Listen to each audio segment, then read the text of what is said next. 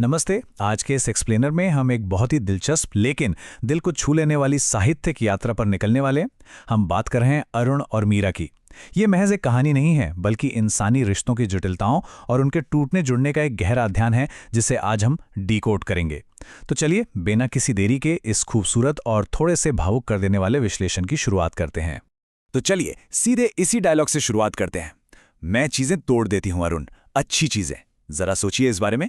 ये सिर्फ एक लाइन नहीं है, ये एक बहुत बड़ी चेतावनी है, एक भविष्यवाणी है। ये हमें कहानी के शुरू में ही बता देता है कि इस रिश्ते में कितनी भावनात्मक गहराई और जोखिम छिपा है। और ये सब हमें तब पता चल रहा है जब हमने ये भी नहीं जाना कि वो दोनों मिले कैसे थे। कहानी का पहला भाग, दो समानांतर रेखाएं। सर्दियों का वक्त था, साल 2016। मीरा शिफ्ट होती है अरुण के ठीक नीचे वाले फ्लैट में। और अरुण, वो 24 साल का एक ऐसा लड़का था जिसे लोगों को इग्नोर करने में जैसे महारत हासिल थी। सीन कुछ ऐसा था। 2 सूटकेस, एक मुरझाता हुआ मॉन्स्टेरा का पौधा और एक भारी भरकम गद्दा जो तीसरी मंजिल तक ले जाया जा रहा था। अरुण ने उसे गद्दे के साथ जूझते हुए देखा, पर कोई मदद नहीं की। ये 2 समानांतर रेखाएं शायद ही कभी मिलती अगर अगले ही दिन अरुण की छत यानी मीरा के फर्श से पानी टपकना शुरू ना होता। फिर क्या था? अरुण पहुंच गया उसके दरवाजे पर, खुद को प्लम्बर का वार्म अप एक्ट बताते हुए। बस यहीं से वो पहली बातचीत शुरू हुई। चलिए आगे बढ़ते हैं भाग 2 की तरफ, प्यार और छोटे छोटे पल। अब ये प्यार रातों रात होने वाला कोई जादू नहीं था। वे दोनों एक दीवार साझा करते थे। एक तरफ मीरा रात के 2 बजे पुराने हिंदी गाने सुन रही है, तो दूसरी तरफ अरुण अपने लीगल नोट्स बुदबुदा रहा है। और ये बात बहुत ही शानदार तरीके से दिखाती है कि कैसे उन्होंने अपनी एक सीक्रेट भाषा ईजाद कर ली थी। एक झाड़ू के डंडे से फर्श पर दस्तक देना।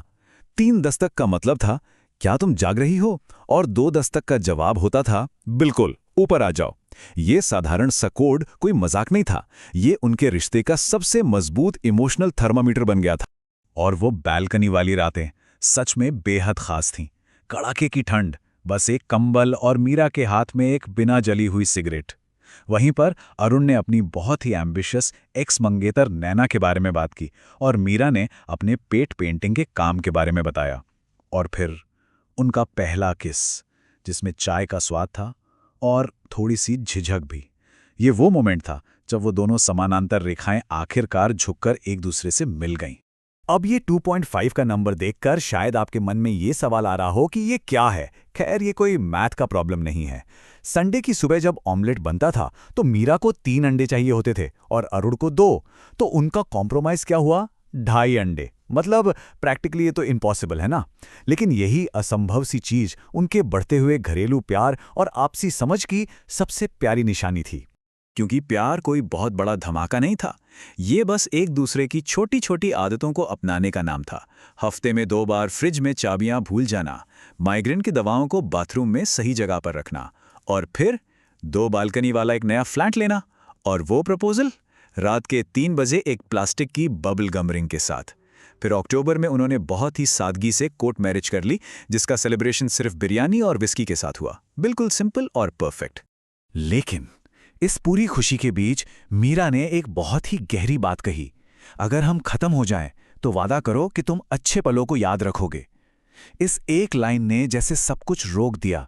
इसमें एक अजीब सी उदासी थी, जैसे उसे पहले से किसी आने वाले तूफान का अंदाजा हो गया हो, जिसने इस रिश्ते की नाजुकता को हमेशा के लिए रेखांकित कर दिया। और यहीं से हम पहुंचते हैं भाग 3 पर, अनकही बातों का संग्रहालय। अब रिश्ता बाहर से नहीं बल्कि अंदर से रिसने लगा था। उन्होंने साथ में नाश्ता करना बंद कर दिया। अरुण काम में पूरी तरह से डूब गया और मीरा ने पेंटिंग करना कम कर दिया। उनका वो घर जो प्यार से बना था, अब एक अनकही बातों का म्यूजियम बन गया था। जरा सोचिए, अरुण की खुली हुई टाइज उस कुर्सी पर पड़ी रहती जिसे मीरा बदसूरत कहती थी, और मीरा के अधूरे कैनवस उस दीवार पर टिके रहते जिसे अरुण बिल्कुल बेढंगा मानता था। घर की यही आम चीजें अब उनकी खामोश नाराजगी और दूरियों का भारी बोझ उठा रही थीं। तो चलिए अब जरा इस टाइमलाइन पर नजर डालते हैं और देखते हैं कि ये सब कैसे बढ़ता गया। बुधवार को मीरा की मां को लिवर की बीमारी के कारण अस्पताल में भर्ती होना पड़ा। मीरा अकेले केरल चली गई क्योंकि अरुण को एक जरूरी मर्जर केस के लिए रुकना था। और जब वो लौटी तब तक दूरियां बहुत बढ़ चुकी थी। फोन कॉल्स छोटे हो गए थे, आवाजों में वो अपनापन नहीं था, और सबसे बड़ी बात, वो एहसास कि तुम वहां नहीं थे। इसके बाद के 4 महीनों तक वे अलग अलग बेडरूम में सिर्फ रूममेट्स की तरह रहने लगे। आई एम सॉरी कहने के बजाय बिलों और जिम्मेदारियों के बहाने बनाए जाने लगे, और आखिरकार एक दिन मीरा बिना कुछ कहे बस एक नोट छोड़कर चली गई। किचन के काउंटर पर छोड़े गए उस नोट में लिखा था, तुमने वादा किया था कि तुम अच्छे पल याद रखोगे। मैं कोशिश करूंगी, लेकिन अभी अच्छे पल किसी और ही जन्म के लगते हैं। अरुण ने इस नोट को 1 या 2 बार नहीं, पूरे 7 बार पढ़ा। वो जमीन पर बैठा तब तक रोता रहा जब तक उसका चेहरा पूरी तरह से सुन्न नहीं हो गया। इसके बाद शुरू होता है भाग 4, शोक और अकेलेपन का वजन। मीरा के जाने के बाद अरुण उस फ्लैट में बिल्कुल अकेला रह गया। वो फ्लैट जो अब एक ही वक्त में बहुत बड़ा भी लगता था और बहुत छोटा भी। हर जगह बस मीरा की निशानियां थी। नाले में फंसे बाल, खिड़की पर सूख चुका वो पेंट ब्रश, उसकी माइग्रेन की दवाओं की आधी खाली बोतल और फोन में सेव किए गए पुराने मैसेजेस। अरुण खाना तक भूलने लगा था। उसने 60-60 घंटे काम करना छोड़ दिया, थेरेपी लेना शुरू किया, और सबसे दर्दनाक बात, उसने अकेले खुद के लिए 3 अंडों वाला ऑमलेट बनाना सीख लिया। क्योंकि उसे समझ आ गया था कि शोक या दुख किसी को भूल जाने के बारे में नहीं है, बल्कि बिना टूटे उस भारी वजन को ढोना सीखने के बारे में है। 1 साल बीत गया। अरुण को खबर मिलती है कि मीरा गोवा में एक छोटी सी गैलरी चला रही है और उसने फिर से पेंटिंग करना शुरू कर दिया है। ये सुनकर अरुण को दर्द नहीं हुआ, बल्कि एक सुकून मिला। ये एक बहुत ही कड़वा मीठा पल था जिसने उसे सिखाया कि दुख में भी दूसरे व्यक्ति की खुशी को महसूस किया जा सकता है। जो हमें ले आता है इस कहानी के आखिरी और सबसे खास हिस्से पर, भाग 5, 3 दस्तक 2 दस्तक। 2 साल बीत चुके थे। अरुण अपनी जिंदगी में आगे बढ़ रहा था कि एक शाम अचानक उसके दरवाजे के नीचे से एक लिफाफा अंदर आता है। उस पर कोई रिटर्न एड्रेस नहीं था। अंदर क्या था? मोटे कागज पर बनी एक पेंटिंग, 2 आकृतियां, एक बालकनी, एक कंबल और आसमान में तारे। वो तारे कैनवस पर बिल्कुल परफेक्ट तो नहीं थे, लेकिन वो महसूस बिल्कुल सही हो रहे थे। तो सबसे अहम बात यह है कि उस पेंटिंग के पीछे क्या लिखा था। वहां मीरा की हैंडराइटिंग में उनका वही पुराना कोड लिखा था, 3 दस्तक अगर जाग रहे हो, 2 दस्तक अगर याद हैं। सोचिए, सालों बाद मीलों की दूरी से, बिना किसी पते के, मीरा ने उनकी उस पुरानी सीक्रेट भाषा को फिर से पुकारा था। इसके बाद जो होता है वो सच में रोंगटे खड़े कर देने वाला है। अरुण एक झाड़ू उठाता है और छत पर 2 बार दस्तक देता है। पूरी बिल्डिंग में सन्नाटा था और फिर ऊपर से 3 धीमी दस्तक सुनाई देती हैं। अरुण एक बार दस्तक देता है जिसका मतलब था थैंक यू, और ऊपर से एक सिंगल दस्तक का जवाब आता है ऑलवेज, यानी हमेशा। ये कोई जादुई पैचअप नहीं था। वो वापस साथ नहीं आ रहे थे। ये बस 2 लोगों का मीलों दूर से एक दूसरे को एक बेहद खूबसूरत, खामोश और बहुत ही गहरा क्लोजर देना था।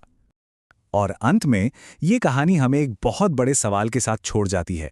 क्या हर कहानी का अंत हैप्पीली एवर आफ्टर या हमेशा साथ रहने में ही होना चाहिए? या कुछ रिश्ते कभी खत्म नहीं होते, बल्कि वो बस अपना रूप बदल लेते हैं? अरुण और मीरा की इस कहानी ने हमें यही सोचने पर मजबूर किया है कि प्यार जब खत्म भी होता है तो वो अक्सर किसी और ही खूबसूरत चीज या गहरी समझ में बदल जाता है। उम्मीद है इस एक्सप्लेनर ने आपको इंसानी रिश्तों को देखने का एक नया नजरिया दिया होगा। आगे भी ऐसे ही बेहतरीन लिटरेचर एक्सप्लेनर्स के लिए हमारे साथ बने रहिए।